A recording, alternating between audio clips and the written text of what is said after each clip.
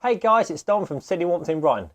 Do you find that the radiators in your home are hot at the top and cold at the bottom? In this short video, we'll show you how to fix that yourself. Guys, you might not have known this, but having a radiator which is hot at the top and cold at the bottom can actually lead to you spending far more on your heating bill than you need to. When a heating engineer puts a radiator into a room, they calculate just how big it needs to be to heat the space properly, to between 18 and 21 degrees.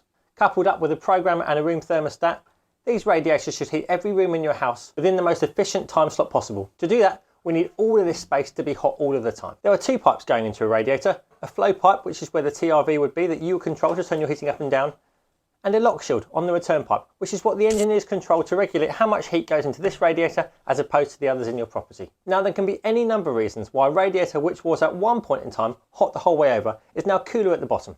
And there's one quick thing you can try to fix this yourself. Now for this, you'll need to get yourself a crosshead screwdriver and a set of grips or adjustables or something similar to one of these. Now we want you to move to the lock shield end of the radiator, remove the plastic dust cap, and then take your grips or adjustables. At this point, we want you to put your grips or adjustables around the pin inside the lock shield and rotate it lefty-loosey or anti-clockwise by 1/4 of a turn. With the heating on, wait 10 minutes to see how the bottom of the radiator feels. If after 10 minutes it is no warmer, open the lock shield by a further 1/4 of a turn. You can repeat this process until you have opened that pin inside the lock shield by a complete 360-degree circle, no more. At this point, your radiator should be nice and warm from top to bottom. We're looking for all the radiators in your property to be in nice even heat, top to bottom, every room in the house. With the flow temperature on your boiler ideally no greater than 50 degrees, and an ambient room temperature of between 18 and 21. That will save you money on your gas bill and keep you nice and warm.